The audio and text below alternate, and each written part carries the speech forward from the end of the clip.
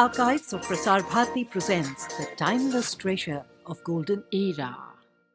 Conversation tonight, my guest is an outstanding scientist, technocrat, administrator and manager, Professor U.R. Rao, who has for more than a decade been at the helm of India's space research and has been associated with the program for a much longer time.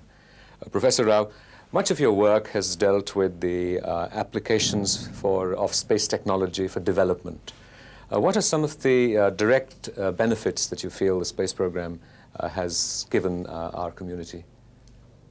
It's true that the entire space program of India has been based upon primarily the application of it to benefit the grassroots of our society, but on a self-reliant manner. Therefore, the technology had to be grown in terms of satellite technology, in terms of rocket technology, and of course the applications.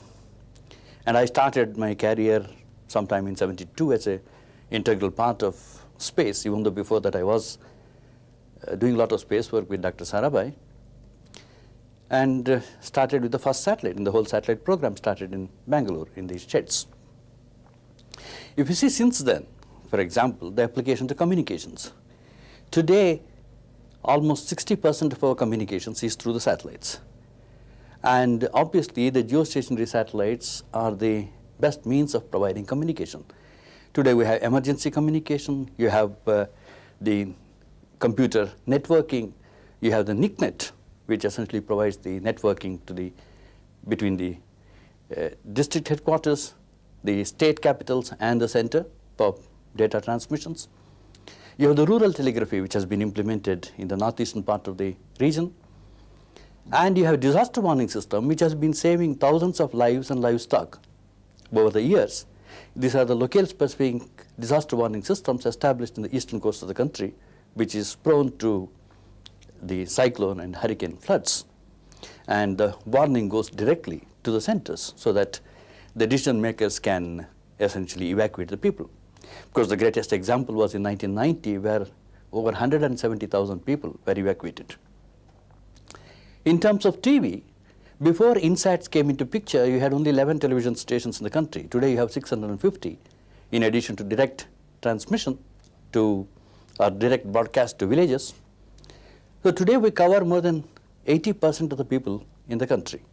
And this revolution has been possible only because of the satellites. What percentage of the satellites that we use are indigenous? Now all the satellites which we use are indigenous. Only the INSAT-1 series we bought. In fact, every other satellite has been built. Over something like 20 satellites have been built in the country. And we have started using the INSAT for the educational programs. We have had for some years. Of course, we started the whole program with SITE, where we used the NASA satellite for a short period of time. And we have been carrying out experiments in interactive education. Essentially, it's a two-way video and a two-way audio and one-way video, so that people can ask questions, get clarifications. And this has been done with the farmers in Gandhinagar district, in Rupal village, with the panchayat people and farmers in Bhiwani district, and with the panchayat officers in Karnataka. Then we have used it for continuing education for connecting number of industries, particularly shop floor workers, and of course the University Grants Commission and the IGNOU. And in fact, now one channel is dedicated to IGNOU. But I do hope that since our major program started with essentially with the idea of eradicating illiteracy, I hope that we will have GramSat dedicated satellites for this purpose, because with 35% illiteracy in the country and more than 60% to 70% in female illiteracy, particularly in states like Bihar, we cannot have any progress in the country, whether it is in terms of family planning, in terms of infant mortality rates, or in front of productivity. With the increasing globalization and integration of the world economy, how cost-effective has it been for us to develop this technology? The Indian space program has been extremely cost-effective. If you take, for example, an INSAT satellite, now if you have to lease transponders, then you will have to pay something like $50 to $60 million a year for each satellite. Now, if you buy the satellites, a satellite would cost something like $100 million of the INSAT-2 class, which is a highly sophisticated multi-purpose system, whereas we build it in 40 crores, or I mean, sorry, $40 million, about 100 crores, which is 1/3 practically of the cost we would pay if we were to buy. And if we were to lease, within a year and a half's lease amount, we have got the whole satellite and the launch. Therefore, it's extremely cost effective because in high technology, in fact, there has been a myth that in the cheap labor is going to help us. It's not true. In commercial systems and goods, cheap labor does not matter because most of them are automatized. It's in high technology where you have the engineering man-hours, large amount of labor involved, the value added is very high. And in fact, value added is 80% in space, for example.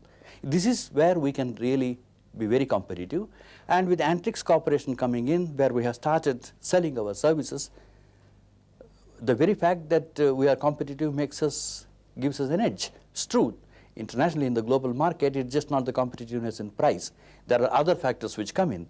Particularly, the developed nations are very jealous of really somebody else entering into the market. But notwithstanding that, our remote sensing pictures today, for example, are being received in the United States, and US has to depend upon our next IRS series of satellites. And Intelsat, many of the transponders have been leased by Intelsat in our INSAT 2E. Would you say that our satellite technology has perhaps evolved faster than our launch capability? This would be always so, because the launch vehicle, of course, is much more guarded than the satellite technology. And of course, now today we have progressed very well in the launch vehicle technology also. With the PSLV having become totally operational, we had to learn our lessons primarily through 2 failures of ASLV, which really provided the database, particularly the second one. And then, of course, we had the first PSLV. Well, there was a small software error which really made it into a failure. Otherwise, everything worked beautifully. So today we are right on the way, and PSLV can launch remote sensing satellites into polar orbit of something like 1,000 kilograms class, which is what the IRS are.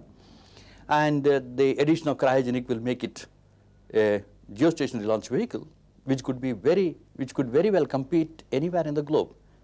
In fact, in the remote sensing is where we have done tremendous number of applications. In communication, of course, the VSAT services have already started. There is going to be a communication glut in the country. In fact, one is worried that unless we really liberalize, we are going to lose all what we have built in terms of space technology.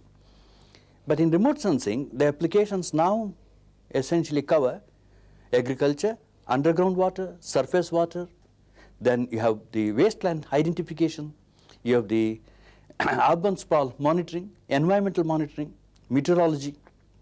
Then you have land use monitoring, and monitoring and management of floods and droughts, practically touching every facet of human endeavor in this country. You mentioned that unless we liberalize, we might lose our momentum. What did you mean by that?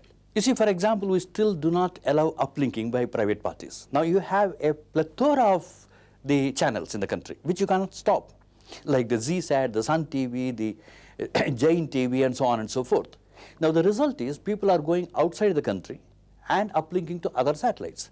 Now, on the other hand, if we allow these people to lease our own transponders and uplink from India, we have certainly better control than allowing them to uplink from either Mauritius or Maldives or Hong Kong or Russia and so on. And we get the money, including the advertisement money. Therefore, I believe that we have to get out of this old regulation, which had essentially kept the uplinking to the satellites a monopoly of the public sector. And if we don't do that, I'm afraid today there are at least 15 satellites, international satellites I know of, which have their footprint on India. The JCSat of Japan, the Super Bird of Loral, and you have the huge satellite, you have the PanAmSat, you have the Coupons and Express satellites of Russia, and Australian satellite, even the Malaysian satellite, MESAT, which they have bought from Hughes. All of them, the one basic slogan they have is that you have 300 million middle-class people in India who have surplus cash, and let's grab it. Now, my worry is that this is exactly what would happen in spite of all that has been built up in technology if we don't ensure that the commercialization of our own satellites take place within the country. How often do you feel government inhibitions or policies have perhaps restrained the potential of the space program? The space program potential has not been restrained. What is restrained is its usage. And well, of course, we are going slow, and obviously they have to consider various other things. And plus the fact is that Doordarshan thinks that they get about 500 crores a year from the advertisement, and there is a reluctance. My only answer is that, look, franchise it, make money, and use that money for social purposes like education, which no private party is willing. But on the other hand, let the entertainment be privatized, and you have enough competitors. Now, even in terms of VSAT services, today we should, unless we allow uplinking, so that you have meshed network, we will not be able to really compete in the global market. Sorry, what is a meshed network? It is where you can have various VSATs meshing with each other, talking to each other directly as well as to satellite. Now, in fact, as Alvin Toffler calls it, this is the third wave revolution, the space. The first wave revolution took place about 10,000 years ago with the agricultural revolution. For the first time, man from the behavior of a nomadic animal moving around gathering food started building a community life, an agricultural community life. The second wave revolution, of course, was the industrial revolution, which changed the entire structure of the world. And we got into what we call as mass system or massified systems, mass production, mass manufacture, mass distribution, mass education, and so on. Today we have gone into third wave revolution, which is what we call as the information superhighway. Enormous amount of information being just dumped in today. And it has led into specialized, highly specialized systems, sophistication, niche markets, and therefore each one is catering to a particular thing because the amount of information available is so large. We are talking of 15,000 trillion bits in a matter of 5 years, which essentially means that there is no way unless you use the information technology to collate, to synthesize, to analyze, and then finally come to the decisions. In a global marketplace, you have to respond very quickly, whether it is governments, the societies, the business houses. And if this is to be done, you need to have the really get into the information superhighway. Inevitably, a country's efforts in developing space technology and launch capability have defense applications. To what degree has that influenced your strategies? Well, it hasn't influenced our strategy, but that is really true. The fact that a rocket, certainly with changing of the control systems, instead of allowing it to go into its path or the trajectory along the space, you can change it and suddenly make it into a missile. But as far as we are concerned, the entire development was based on essentially meeting our own requirements. The ASLV and the SLVs were the workhorses in which we learnt, and the PSLV and GSLV are the real workhorses for actual operationalization. PSLVs for launching the remote sensing satellites and the low Earth orbiting satellites, and the GSLV for launching 2.5-ton satellites into geostationary transfer orbit. Now, of course, the future will lie in bringing down the cost of transportation, which is very high today. Now, but obviously, the defense can take advantage of, but the Space Department itself has kept away from that type of application because its design and development of each one of these vehicles was aimed at meeting the requirements of the civilian space program. You mentioned the learning process. Do you agonize each time a rocket that's meant to succeed doesn't, perhaps? Well, unfortunately, we agonize whether it is a rocket or a satellite even after it is totally successful, because each time you can have a small mishap. You have millions of components working. Every one of them must work properly. And for example, the PSLV-1 was a very simple software program which overflowed the accumulator, and that's what was responsible for the failure. So the trajectory changed. Now, otherwise, everything went extremely well. Now, each time it could be a small thing like that. For example, even after a series of success in Ariane, somebody had left some cotton wool or something like that in the cryogenic engine, and that was responsible for the failure of the Ariane. And it took months to find out what exactly was the problem. Recently, we had a spate of such problems elsewhere. But one learns from this, and in fact, this is what has happened. Our failures are very, very few compared to anybody else. With all the developments, you had recently a rocket in United States were essentially going absolutely in circles. And compared to that, we have hardly made any mistakes. You know, our space program isn't under as much public scrutiny as perhaps the United States or the European ones. And you hear sort of horrendous stories of $500, $700 ashtrays in American space flights. How do you guard against that kind of public perception, perhaps? Well, our space program today is under scrutiny. In fact, it goes through the Space Commission, then gets approved in the Parliament. The entire report, parliamentary committees are there which will go into the very great details, and the Controller General looks at it. Therefore, everything is under scrutiny. And the only way you can stop this is by having dedicated, committed people.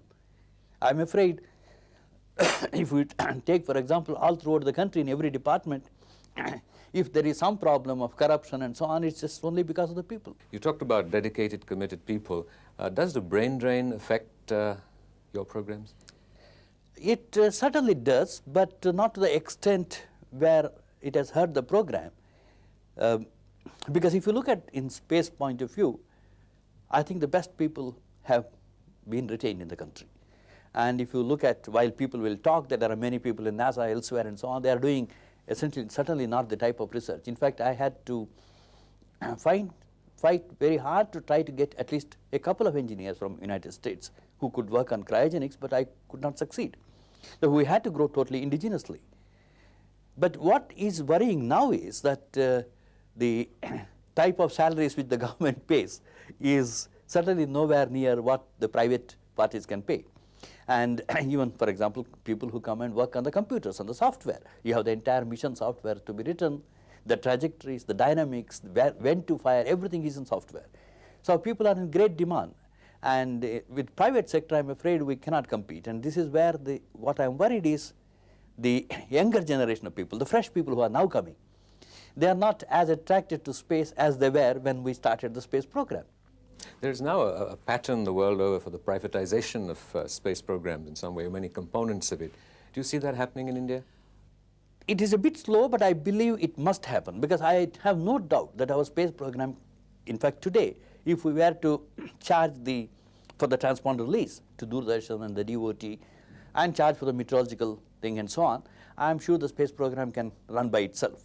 I don't think there is any problem at all, including money which is being spent for the rockets. And with the Antrix, for example, which is started as a commercial wing, has already started making money by selling our imageries, by providing access to others and charging them and so on. It's making good amount of money. And I have no doubt that we can certainly do this.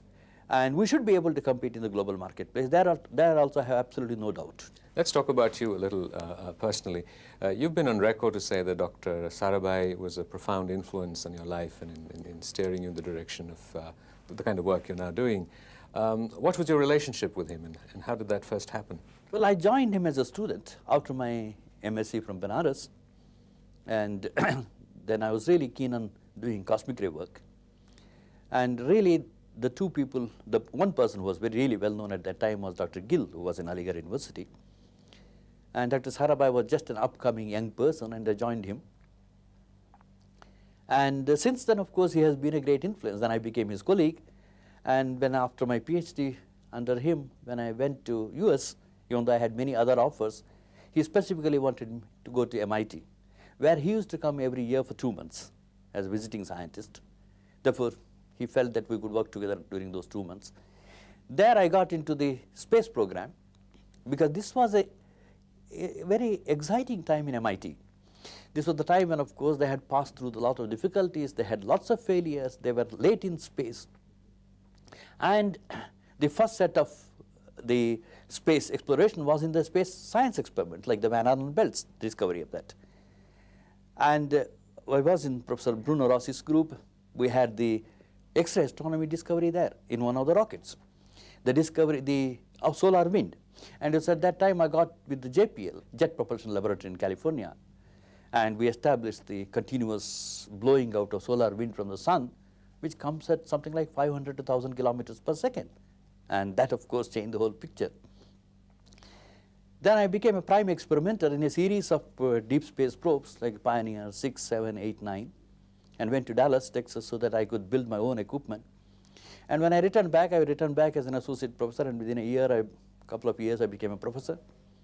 And so I was a colleague of Dr. Sarabhai. And what is surprising is when I was in MIT, in fact, next to each other, in the next rooms, we were 4 of us.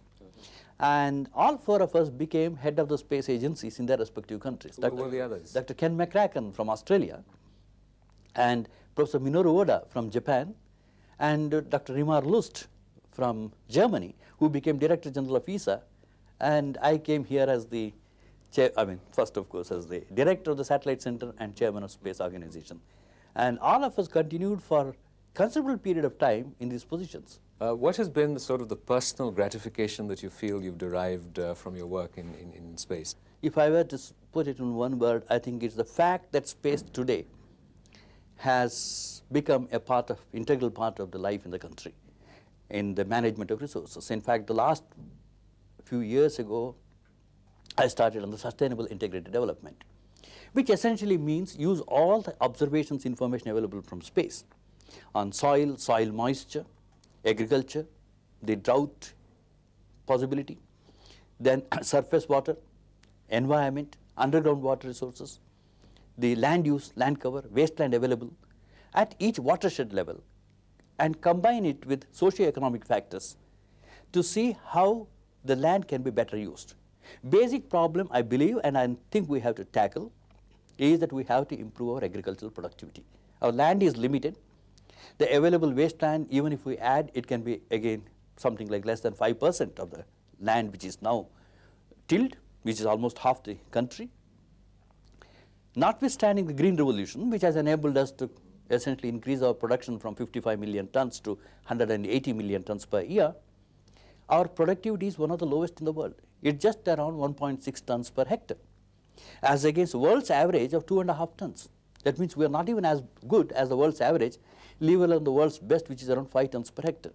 What can space technology do to? Because when you, at each watershed level, look at the soil erosion status, find out whether there is enough underground water, start trying to say, look, where you must build the water harvesting structures, like the ponds, the bunds, and so on, percolation tanks, and so on, and look at the soil the erosion, and see which is the priority area which must be afforested.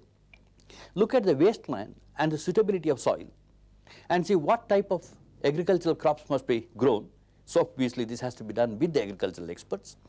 Then each watershed you start making it a self-reliant mechanism. Now thanks to both Dr. Manmohan Singh and Dr. Pranab Kumar Mukherjee, they helped me when I said that not only we want to do the study, but we want to implement at least in 6 to 8 watersheds and give me the money. And we did it we started this work in Dharmapuri and Anantapur in Andhra Pradesh, Ahmednagar in Maharashtra, Bhiwani in Haryana, and Kalahandi in Orissa, and Panchmahals in Gujarat. So 6 or 7 districts we chose. Now in 4 years, we see the water table has come up by almost 5 meters. How does sort of a satellite from outer space look at the groundwater level? What it does is it looks at the geomorphological features. And from the geomorphological features, we can say, look, this is the place where we are likely to have the underground water.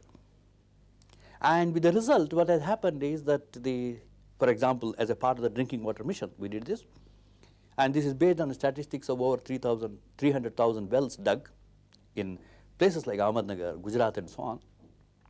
The success ratio of digging borewell and finding water with the help of space imageries is around 93%, as against 45%, which was achieved by conventional means. In fact, one of my greatest moments was that when Rajiv Gandhi ji, who was the Prime Minister, called me in the night and said, Raoji, you seem to be very popular in UP villages. They all say send space people because we want drinking water. Or when he went to Jaipur, he went round and there was a village called Samadri, where the people did not have drinking water within a distance of something like 5 kilometers. And he called me up and he said, look, can you do something? It took almost 15 days to find out which Samadri, because there seemed to be a number of Samadri villages there. But finally, I located it, and a few days later, they had drinking water. How patient are governments for the long gestation periods that space technology and developing a program inevitably involves?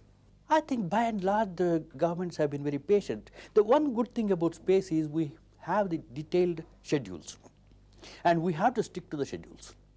Because, for example, if you are launching from elsewhere, if you are late, then you are penalized very badly. If they are late, they can't be penalized. It's always a one-way stream. And in terms of the operations, for example, let's say INSAT, even if we were to get supposing we get delayed, then we cannot support the operational services, whether it is Doordarshan, whether it is the DOT, anybody.